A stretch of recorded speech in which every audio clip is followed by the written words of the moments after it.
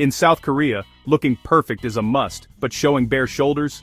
That's a big no-no. It's a country where super new technology and old traditions mix in really surprising ways. You might think you know Korea from K-dramas and K-pop, but the real story is in the small things, like wishing someone well with toilet paper.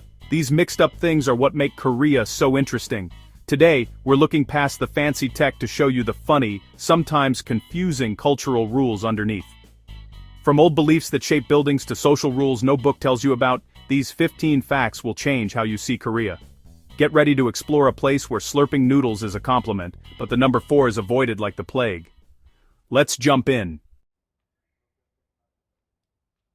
Walk down a street in Seoul and you'll see short skirts everywhere, legs completely visible. But look up, shoulders and chest are almost always covered. In Korea, showing legs is cool, but showing your shoulders is seen as too much, even not proper. This double standard comes from old traditions mixed with modern fashion. Being modest about the top part of your body is still around, even as worldwide styles change things. So, you'll see tiny skirts paired with long-sleeve shirts, even in summer.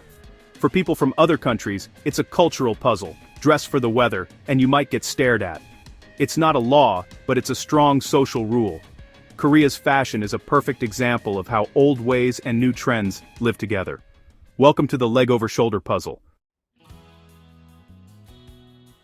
With short skirts everywhere, how do Koreans avoid showing too much? Say hello to Y-zone safety shorts. These super thin shorts are a common fashion item, letting women wear short skirts with confidence. For many they make you feel stronger, giving freedom and comfort. But their popularity also starts a discussion. Why should women need an extra layer to avoid being judged? Some see them as freedom, others as a sign of ongoing social pressure.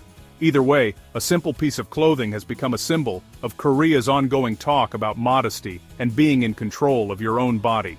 Sometimes fashion is about much more than just style.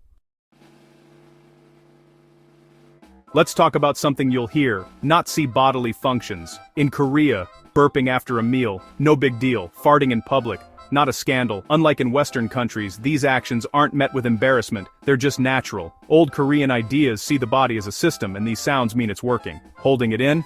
That's unhealthy. So on a crowded bus, if someone lets one slip, nobody even flinches. It's not celebrated, but it's not put down either. This relaxed attitude can be shocking for visitors, but it's strangely refreshing. In Korea, your body's just doing its thing, and that's okay. Sometimes letting go is the normal way. In Korea, slurping your noodles isn't rude, it's a compliment. The louder the slurp, the more you're showing you really like the meal. This goes for hot drinks too. Loud sipping is normal. It's about enjoying food, not following strict rules. For new people, a restaurant full of slurping can be a bit much, but it's a sign of pure enjoyment. So, when in Korea, don't hold back, let your slurp be heard. Here, food is meant to be enjoyed out loud. Good manners can sound delicious. Spitting in public? In many places, it's a no-no. In Korea, especially among older men, it's common. You'll hear someone clear their throat and spit on the sidewalk, and nobody reacts. This habit comes from old public health campaigns and tradition. It's not about being rude, it's just not seen as bad. For visitors, it can be surprising, even a bit gross. But in Korea, it's just another part of daily life. Social rules are different here. What's shocking elsewhere is normal on the streets of Seoul. Sometimes you just have to change what you expect. Housewarming in Korea. Bring toilet paper or laundry soap. These gifts go back to the days after the war, showing good luck and wealth. The bubbles and long rolls stand for wishes for money and success. Even today, fancy toilet paper gift sets are a thing. It's a tradition born from hard times, now a loved custom. In Korea, useful gifts mean you care. Sometimes the simplest actions carry the most meaning. Gifted all that toilet paper? Here's the twist.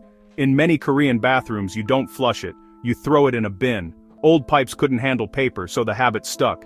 Even as modern buildings get better, many still use the bin out of habit. For visitors, it's a shock, but it's all about the pipes, not what people prefer. Always check for a bin and a sign before you flush. It's a daily routine shaped by pipes, not culture. In Korea, even bathroom habits have a story. When in doubt, bin it. In Korea, laws about harming someone's reputation are strict, so strict that even telling the truth can get you in trouble if it hurts someone's good name. Under the law, facts that damage someone's social standing can lead to criminal charges. This is meant to protect personal honor, a very important value in Korean society. So posting a negative but true review could land you in court. The result? People think twice before saying anything bad about anyone publicly. Social harmony and reputation come before free speech. In Korea, words carry real weight. These laws about reputation create a culture where people hold back what they say. People avoid direct criticism, using unclear language or subtle hints instead. Online reviews are coded, not praising something is the real complaint. This goes for jobs, landlords, even famous people. It keeps online spaces polite, but it stops open discussion and holding people accountable. Social harmony is valued, but at the cost of honest talk. In Korea, what's not said often speaks the loudest. Sometimes silence is the safest choice. Superstition runs deep in Korea, especially with the number 4. The word for 4 sounds like death, making it a symbol of bad luck. You'll never give gifts in sets of 4, and phone numbers with too many 4s are avoided. This isn't just a small superstition, it shapes daily life. For outsiders, it's just a number, but in Korea it's a powerful symbol. Language shapes reality here, turning 4 into something to fear. Sometimes numbers are more than just math.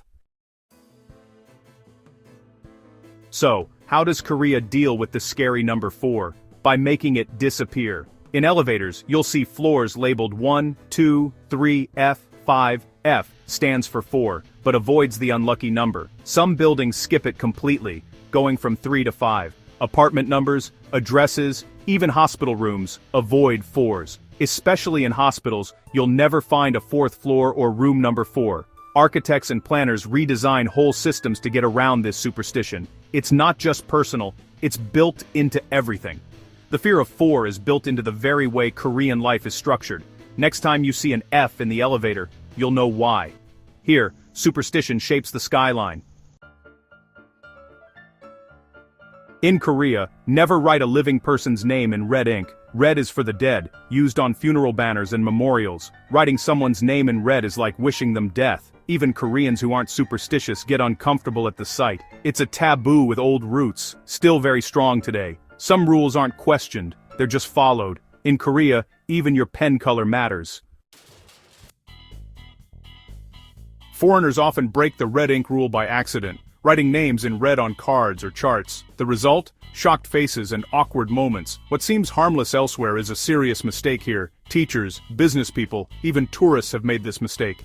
It's a classic cross-cultural blunder, and a favorite story for people living abroad. In Korea, doing a little cultural research goes a long way. Good intentions can still offend. Sometimes the smallest details matter most. Guess which country drinks the most hard liquor? It's Korea, by a lot. Soju, the national drink, is everywhere and super important to social life. Drinking isn't just for fun, it's for making friends, doing business, and relaxing. Company dinners often mean many rounds of food, and soju.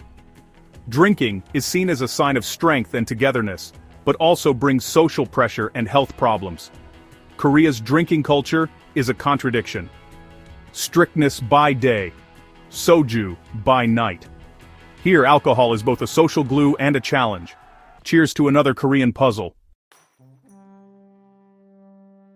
Drinking in Korea is all about manners and who is in charge. Refusing a drink from someone older or more important is rude. Pouring for yourself is a no-no. Hold your glass with 2 hands, turn away from elders when you drink. The pressure to keep up is real, especially at company dinners. Younger people are pushing back, but tradition is strong. Soju isn't just a drink, it's a social tool, breaking down walls and building connections, but those connections are often made under pressure. In Korea, drinking is a ritual and a test. From fashion quirks to superstitions, Korea is a land of contradictions. It's a place where old beliefs and modern life mix perfectly. Understanding these strange things isn't about judging, it's about seeing how complex things are. Every fact is a thread in Korea's rich cultural fabric. If you enjoyed this journey, like and subscribe for more untold stories. Let us know which facts surprised you most in the comments. Thanks for watching.